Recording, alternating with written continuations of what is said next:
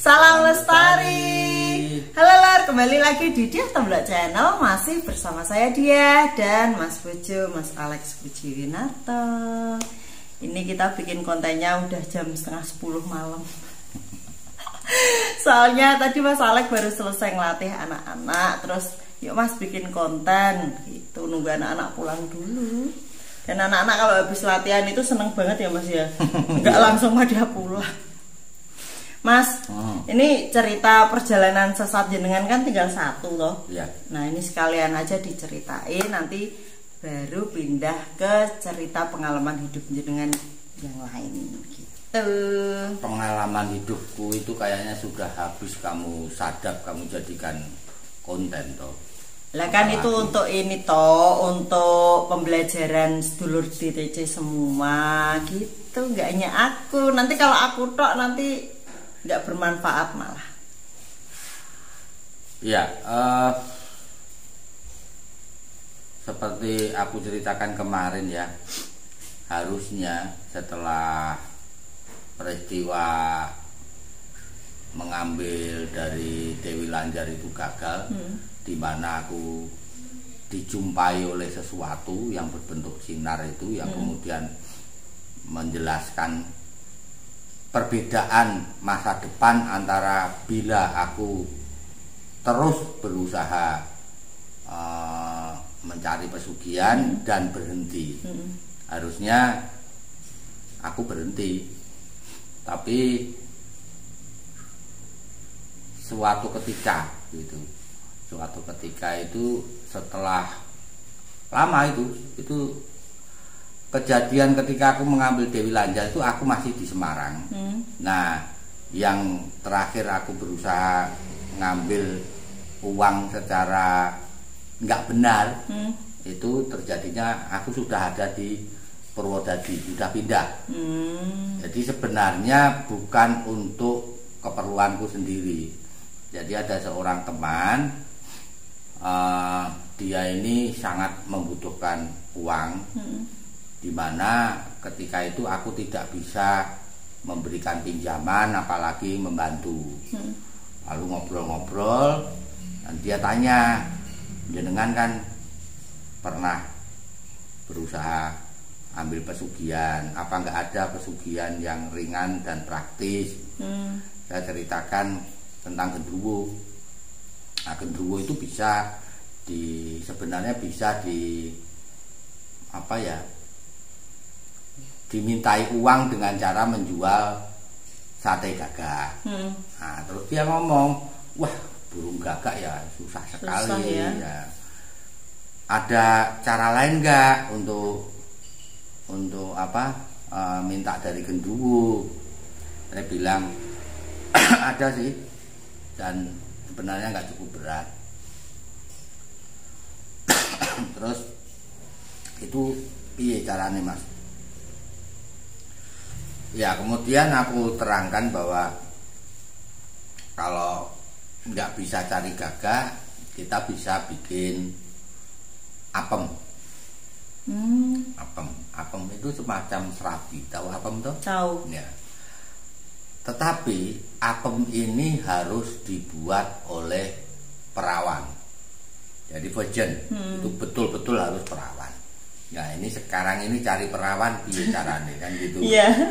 Terus buat mengetahui kalau itu masih perawan atau enggak itu bagaimana?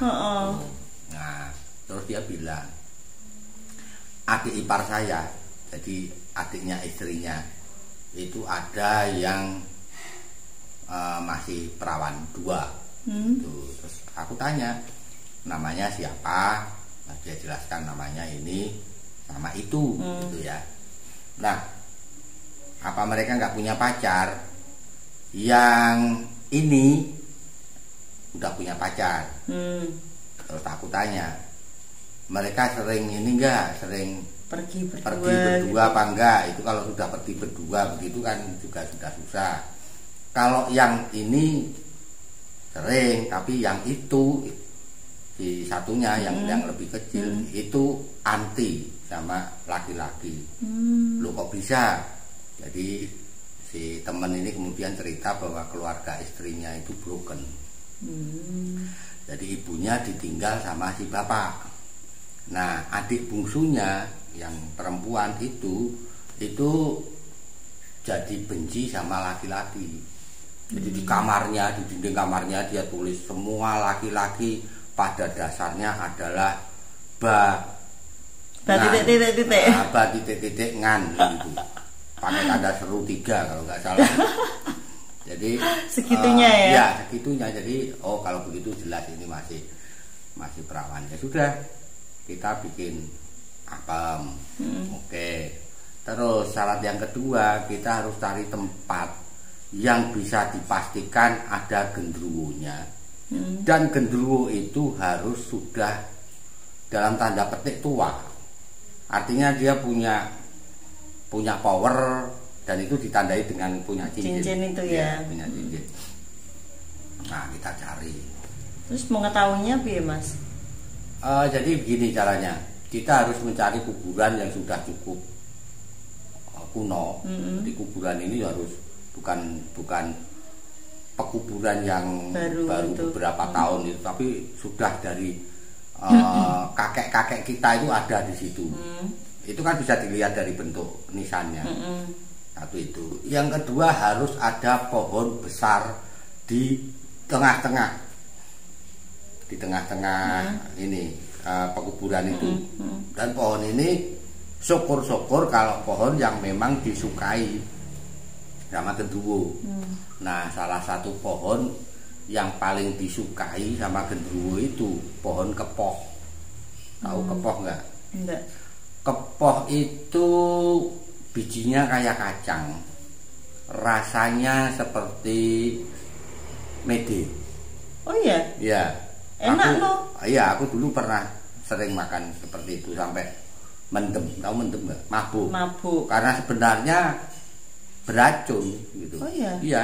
Jadi kepoh itu tanaman beracun, tetapi sering juga dijadikan obat. Nah, misalnya ini kulit buahnya itu bisa, kalau direbus airnya bisa untuk mengobati penyakit kelamin. Oh iya. Terus kulit batangnya itu kalau direbus bisa untuk aborsi. Jenengan kok tahu, Mas? Seputar mengobati penyakit kelamin, aborsi. Kayaknya pengalaman banget ini. Bukan masalah itu. Aku pernah bercita-cita jadi tabib. Nyamari yo. Kok nyamari? Iya nyamari lah. Kayak gitu tahu kok. Nah, diceritani. Itu kan menunjukkan kalau aku ini pintir. Iya pinter. Tapi kok ya tahu kayak gitu loh. Aku aja baru tahu sekarang. Pohon kepoh sih kayak apa ya aku nggak tahu. Sekarang jarang ya. Kamu itu dolane kurang adoh. Aduh. Ya dilanjut apa enggak? Iya. Nah, ya kayak yang aku ceritakan dulu, aku pernah mabuk kepoh ini karena dengar-dengar bisa dimakan. Aku coba, memang benar rasanya kayak mede goreng itu loh. Oh iya toh. Tapi itu hanya kalau kamu makan 5 biji itu kayak itu. Tapi kalau 1 piring sudah langsung kelenger. Itu ini enggak, Mas? Kalau misalnya ya jenengan kan pernah cerita kalau makan jamur teletong, ya, jamur kotoran hewan itu kan bikin ya mabuk gitu, terus nanti kayak ngomong yang apa agak gitu kan. Beda kalau jamur teletong itu yang diserang jantung. Jadi jantung bisa berhenti. Oh iya. Tapi kalau kepoh itu mirip kecubung. Jadi rasanya pusing gitu. Pusing sekali, pusing, pengen muntah. Jadi kadang-kadang kalau kita mabuk kepoh itu kepala bisa kita pukuli sendiri karena untuk meringankan pusingnya itu. Oh iya. Gitu. Kan waktu muda karena dolanku itu adoh. Nah, itu pengalamannya jadi banyak, nyoba-nyoba yang macam-macam gitu. Nah, kepoh itu menjadi salah satu pohon favoritnya gendruwo. Apalagi kepoh yang sudah tua. Kepoh yang sudah tua itu diameter pohonnya, batangnya itu bisa mencapai 120 cm. Besar banget ya. Besar banget. Nah itu ada di salah satu makam tua di Grobogan. Oh. Itu. Tapi sekarang sudah ditebang agak lama itu. Karena memang angker jadinya. Mas, aku mau bertanya. Kalau misalnya kita bisa meditasi gitu kan, kita bisa tahu ya. Misalnya ada pohon atau tempat yang ditempati makhluk halus itu.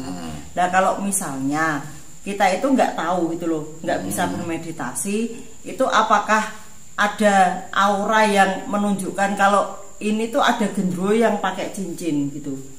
Kalau genderuwo pada umumnya baunya ya, baunya. Jadi baunya itu perangus. Ya kayak waktu di ya, itu kayak kan? waktu kita di perantunan. Ya. Terus ini juga kadang-kadang baunya pesing. Karena apa? Karena genderuwo itu punya hobi, salah satunya kencing dari atas pohon. Bapakku punya pengalaman tentang dikencingi genderuwo, tapi nanti aja kontennya lain kali aja, nanti kita melebar kemana-mana. Nah, kalau genderuwo yang sudah tua, ya itu bisanya ya lewat penampakan. Jadi kalau memang ada genderuwonya, peluang untuk terjadi penampakan terhadap masyarakat sekitar itu pasti besar. Nah kita tinggal tanya. Kalau awam loh ya, tapi kalau aku kan prosedurnya beda, gitu. Tinggal tanya itu genderuwonya sebesar apa dan sebagainya lah. Kalau badannya sudah tinggi besar dan dia relatif kalau genderuwo biasa itu kan dikedepi begini kan bisa hilang. Tapi kalau yang sudah tua, sudah agak sakti gitu, kan nggak hilang beginiin. Gitu. Nah kalau aku waktu itu kan didampingi sama Om Romi. Nah Om Romi itu kan bisa jadi medium, bisa ngelenggahke. Jadi kita bisa menarik. Jadi sebelum kita lakukan ritualnya, kita tarik dulu genderuwonya, masuk ke Om Romi, kita ngobrol, terus mau nggak kalau kita jualan di situ dan sebagainya lah intinya.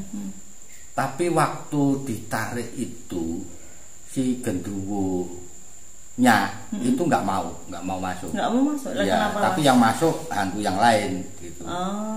Yang macam-macam lah alasannya lah gitu, mungkin karena dia merasa sudah tua atau merasa sudah sakti gitu ya, nggak mau dipakai mainan dan sebagainya. Jadi yang masuk itu kayaknya malah Kunti itu.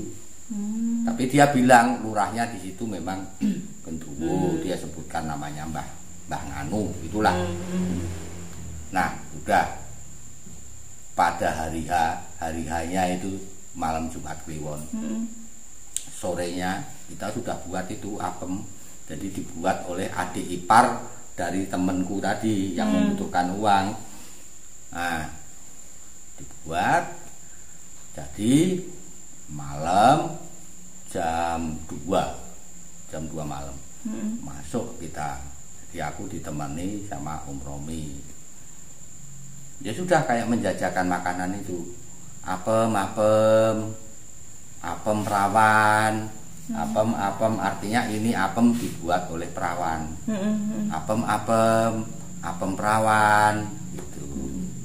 Mas, kan kalau misalnya ya sate gagak itu kan masuk akal ya kan, maksudnya kan gagak itu kan identik dengan yang mistis-mistis kayak gitu. Nah ini kok apem gitu loh Mas, dan itu dijajakan sama genderuwo. Apakah yang hantu-hantu yang lain itu tidak bisa tidak mau membeli apem itu gitu atau gimana?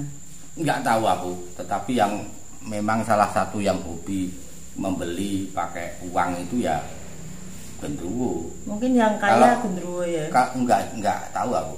Kalau Kunti itu kadang-kadang membeli tapi belinya pakai daun. Iya, daun. Kita ngelihatnya itu uang tapi begitu dia tinggalkan itu berubah jadi daun. Kalau genderuwo kan enggak. Uang beneran. Iya, uang beneran. Entah dia nyolong dari mana aku enggak tahu. Gitu. Nah, soal kenapa apem itu nanti, jadi pada saat peristiwa itu aku juga nggak ngerti kenapa kok mau apem yang dibuat perawan gitu. Jadi penjelasannya itu setelah bertahun-tahun. Jadi bertahun-tahun setelah peristiwanya itu aku baru ngeh sebenarnya apa yang terjadi gitu. Ya, udah kita sepanjang jalan menuju ke tengah itu, aku sama Om Romi di belakangku, aku yang bawa apem sambil ngomong itu. Kita menawarkan apem itu dari pintu masuk kuburan dari apa nisan patok pertama itu kita sudah ngomong itu terus. Nah, makin ke dalam itu suasananya makin berinding itu makin apa ya, kerasa banget kalau memang dia melihat gitu loh. Dan kita bisa merasakan itu dia ada di atas pohon gitu. Ya nggak kelihatan sih, tapi kerasa gitu. Baik aku maupun Om Romi itu kerasa karena aku tanya, Rom, rasa rak Rom, Mas, ono iki. Ya moga-moga berhasil. Sementara temen yang butuh uang itu karena nyalinya kecil, dia hanya nunggu di rumah. Bukan, di luar kuburan. Di luar kuburan. Enggak di rumah. Kalau di rumah ya mending uangnya nggak aku kasihkan aja kalau dapet. Jadi dia nunggu di luar kuburan. Begitu sampai di bawah pohon, dari atas itu kerusak, glek, 2 meter kira-kira di depanku, langsung jatuh dari atas, glek, besar. Ya kaget tapi seneng akhirnya kan begitu. Nah celakanya begitu si genderuwo itu gitu kan melihat aku, ini lari genderuwonya. Lah ya, jadi bukan mau ngambil ini malah gini, terus dia berbalik lari. Lah aku kan tersinggung. Wah, aku ambil batu aja ini, akhirnya tak serahkan sama Romi, tak lempari batu. Sini loh dibeli gitu. Jadi malam Jumat Kliwon jam 2 itu di kuburan terjadi hiruk-pikuk karena itu. Untungnya apa? Jauh dari rumah. Jadi aku ngejar-ngejar si genderuwo yang lari ini pakai batu, pakai tanah, tak lempari, sini. Bukannya datang malah tambah lari dia. Lari terbirit-birit. Iya, lari terbirit-birit. Kok bisa kayak gitu? Nggak tahu aku. Nggak tahu. Nggak ditanya kenapa lari? Loh, dia nggak jawab, jadi dia sudah langsung lari itu, gitu loh. Ya itu upaya terakhir. Habis itu aku simpulkan sudahlah memang nggak jodoh cari pesugihan. Lah kenapa ndak Om Romi yang menawarkan, yang maju di depan? Itu kesimpulan saya sama Om Romi, kalau aku ikut tetap saja nggak akan berhasil. Nah kalau Om Romi tok ngapain, wong dia nggak butuh uangnya. Om Romi itu mau karena nemeni aku. Nah sementara si Anu yang butuh uang itu nggak berani. Jadi misalnya dia ditemani Om Romi pun nggak berani dia. Nah kan susah. Iya. Aku berani tapi genderuwonya nggak berani kan. Yang lari. Sebabnya nggak ngerti aku. Konyol. Padahal aku juga tidak punya maksud apa-apa. Kan kadang-kadang kalau orang dari teman-temanku yang dari pondok itu kan suka cari genderuwo terus diajak gelut, dicabut bulunya. Atau kenapa direbut. Mas kalau dicabut bulunya? Kan bisa untuk ngilang. Oh iya toh? Iya. Bisa untuk ngilang kalau bisa ngambil rambutnya itu. Gitulah, aku kan tidak pernah punya keisengan semacam itu. Jadi maksudnya juga mau menolong teman itu. Tapi habis itu ya sudah. Tidak pernah lagi aku mencoba menolong dengan cara seperti itu. Karena sudah berkali-kali terbukti tidak berhasil. Gitu. Nah, sekarang tentang kenapa apem perawan itu gendruwo mau beli. Itu taunya setelah sekian tahun ketika si gadis itu mau melamar kerjaan. Mau melamar kerjaan, si kakak iparnya yang minta tolong untuk dimintakan uang itu, bawa dia karena dia memang hobinya pergi ke orang pinter, bawa ke orang pinter. Tahu nggak komentarnya orang pinter? Ya enggak lah, aku nggak tahu. Si orang pinter itu ngomong begini, kira bocah sing nalika umur sakmene perawane wis didol karo gendruwo. Oh, Gitu. Paham nggak? Jadi ketika kita tawarkan apem dan apem itu dibeli, berarti secara spiritual dia sudah menjadi miliknya si gendruwo. Oh gitu. Nah, yang konyol itu waktu itu kan gendruwonya kan tidak jadi beli. Nah, kenapa si dukun bisa melihat bahwa ini keperawanannya secara spiritual sudah dijual pada gendruwo? Lah uangnya mana? Nah, itu tipu daya setan. Gitu. Nah, si kakak kan cerita sama aku, Mas, kita ketahuan ya Mas. Ketahuan piye toh? Dia cerita, adikku itu mau masuk ngelamar pekerjaan, kemudian aku bawa ke orang pinter. Orang pinternya itu tahu bahwa keperawanannya itu pernah dijual. Ya saya ngeyel toh. Lah tapi kan gendruwonya gak jadi beli. Lah tapi dukunya bilang begitu. Karena sudah ditawarkan itu Ya kali mungkin ya. karena sudah ditawarkan. Makanya kita harus hati-hati berinteraksi sama jin yang tidak beragama, karena mereka seperti itu. Oh, aku paham sekarang kenapa itu apem. Kenapa? Ya, mungkin kan itu simbolis dari perempuan gitu kan. Ya mungkin. Gitu. Kalau Ya. aku berpikirnya kan tadi kan kenapa kok apem gitu loh. Terus dukunya kan bilang kalau keperawanannya itu sudah ditawarkan ke gendruwo. Lah itu kan ceweknya ini kan nggak kesana gitu loh, kan dia cuman bikin apemnya itu. Jadi kayak itu apem itu kayak simbolis ininya perempuan gitu loh. Kalau menurutku, terus efeknya apa Mas untuk si ceweknya itu? Apa dia nanti akan dihantui si gendruwonya itu atau Ya gimana? nggak tahu aku. Nggak nanya sama itu, sama kakaknya itu. Enggak itu. Jadi nggak ada efek. Kecuali kalau dia nggak cerita, nggak tahu aku. Dia mungkin nggak cerita sama kakaknya, misalnya sering mimpi apa-apa ketemu cowok yang ganteng apa-apa kan nggak tahu. Tapi si kakak bilang itu ya nggak ada. Ya aku memang tanya. Jadi terus ada perubahan perilaku apa-apa itu ternyata enggak. Cuman seorang paranormal itu tahu bahwa secara spiritual dia sudah tidak perawan, itu loh. Ih, kasihan ya. Kasihan, dan aku juga berdosa itu. Itu kalau misalnya masih berhasil gitu dapat uangnya kan masih agak mending lah, itu Alah, juga enggak.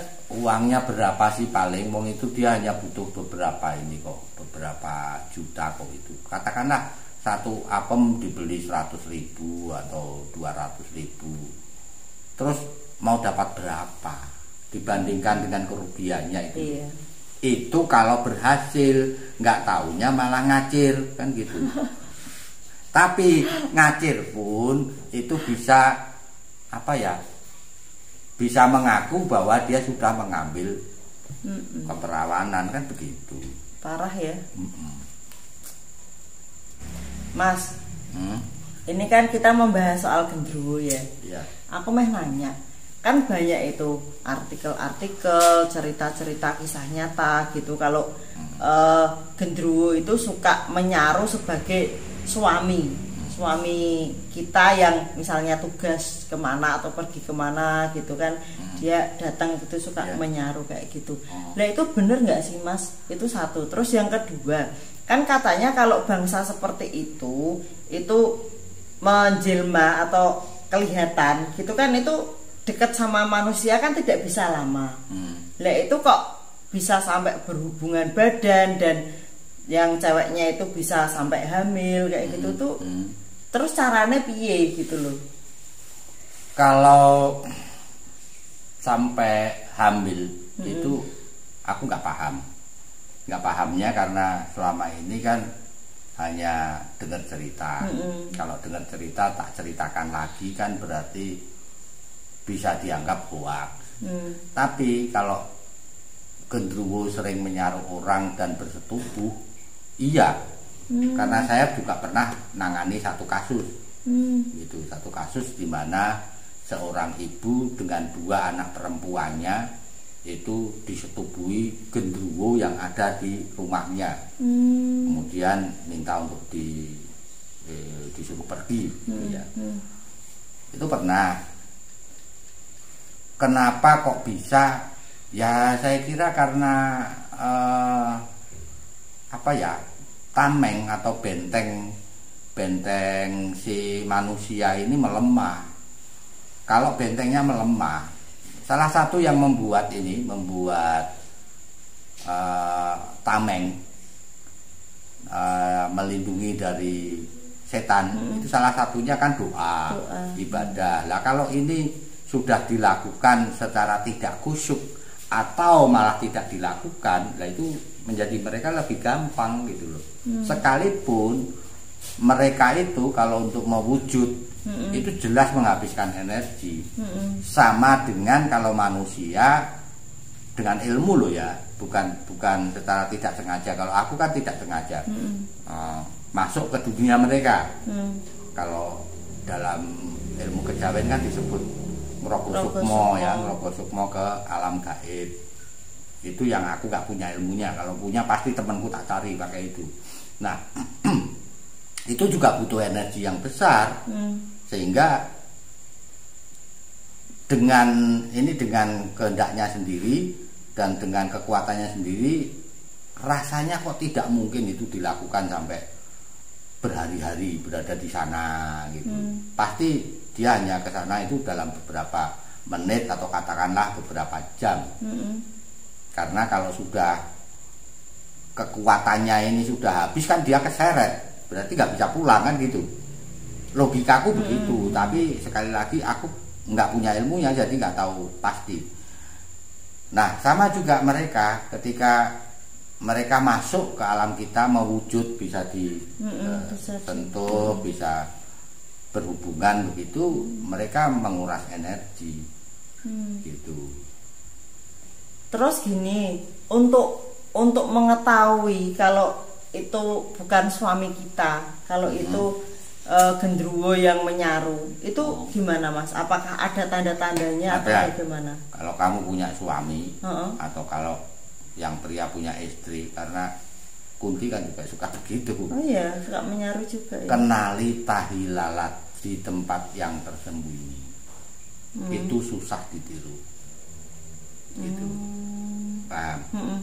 Tahi lalat di pinggang. Yang kecil, bukan yang besar. Gitu. Oh gitu. Kalau ini temanku tuh ada Mas. Jadi kan suaminya itu kan polisi, kan sering bertugas gitu kan. Nah itu kayak ada kode tersendiri gitu loh. Jadi misalnya suaminya pulang, misalnya kodenya A, istrinya bilang A, nanti suami bilang Z. Oh berarti ini suamiku gitu. Kalau enggak itu berarti bukan suamiku gitu. Itu nah, bisa nggak sih? Kalau gendruwonya tinggalnya di situ nggak bisa. Banyak gendruwo yang tinggalnya itu di ini loh, di atas, jadi di kayu, kayu yang pertemuan ini, gitu, pertemuan kayu palang di atas. Nah, di situ biasanya suka di situ di rumah kayu, itu mereka tinggalnya biasanya di situ. Itu lah kalau tinggalnya di situ setiap kali ketemu ya hafal dia. Yang jelas susah ditiru itu tai lalat. Oh gitu. Jadi dia itu melihat kemudian berdasarkan yang dia lihat dia jiplak itu. Tapi tidak mungkin detail gitu loh. Gak plak lah ya. Oh gitu. Lah ini sedulur DTC juga kayaknya di komen tuh pernah ada kayak gitu bertanya itu gitu loh. Lah itu aku juga kan penasaran soal itu karena kan banyak sekali yang artikel cerita-cerita berita kayak gitu, dan ada orang melahirkan itu anaknya kan banyak bulu gitu, terus ada yang bilang itu anak genderuwo gitu loh. Ya, aku juga punya teman paranormal. Dia bilang punya anak dari Ratu Kidul. Anaknya cewek. Tapi juga enggak seperti lazimnya orang-orang. Tapi kan itu cerita. Gitu loh. Jadi aku enggak bisa melihat apa ini bener anaknya sama Ratu Kidul apa enggak. Ratu Kidul kalau ditanya cuma mesem gitu. Kadang-kadang kalau jawab Ratu Kidul itu kan kalau kita udah deket jawabnya kan lucu-lucu piye gitu loh. Bojo sing endi to? Bojoku akeh. Oh gitu. Jadi suami dalam bentuk manusia beliau juga banyak. Oh iya. Sampai enggak apa ya, nyuwun sewu ya, bukan merendahkan ya, tapi bagi beliau seperti nggak direken. Ingat waktu aku konflik sama Buncing, ketika aku jadi muridnya itu seakan-akan aku kan diperlakukan istimewa. Tapi begitu ada konflik sama Buncing, jenengan belo sing aku apa belo Buncing? Jawabnya aku belo sing menang. Kan nggak butuh banget itu. Iya. Gitu. Itu kalau ditanya gitu. Jadi kalau peristiwanya aku gak ngalami ya saya nggak bisa komentar, tapi rasanya kok aneh gitu loh, sampai bisa apa beranak. Menurutku aneh, itu berlawanan dengan apa sains, berlawanan dengan ilmu pengetahuan gitu loh. Gitu. Dan makanya kan juga bingung karena kalau makhluk halus itu menyaru gitu kan. Ya, kecuali dia masuk ke tubuh orang. Oh, itu bisa. Bisa dia masuk ke tubuh orang. Gitu. Kalau soal disaru itu aku kan juga pernah. Aku pernah diserupai. Oh iya. Iya, tapi kan Lucy hafal gitu.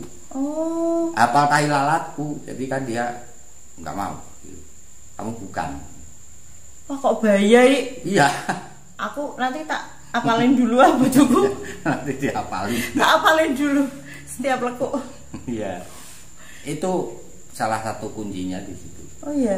Itu berarti yang untuk cowok-cowok, untuk para suami itu juga harus hati-hati itu ya, yang Mbak Kunti itu juga ya. Sama juga.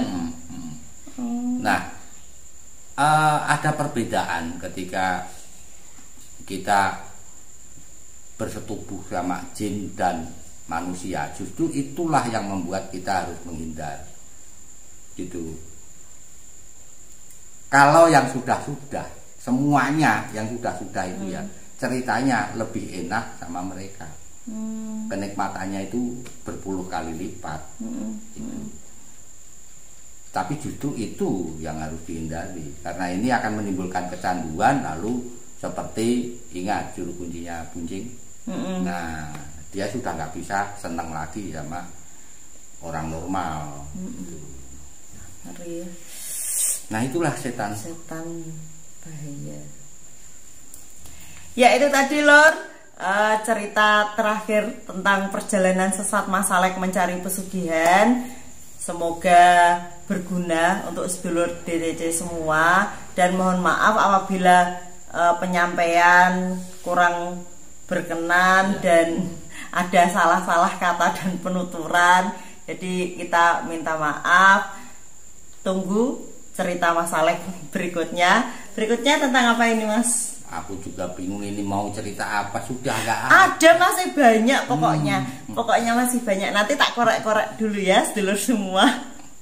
Oke, terima kasih sudah menyaksikan Dia Tomblok Channel. Salam lestari.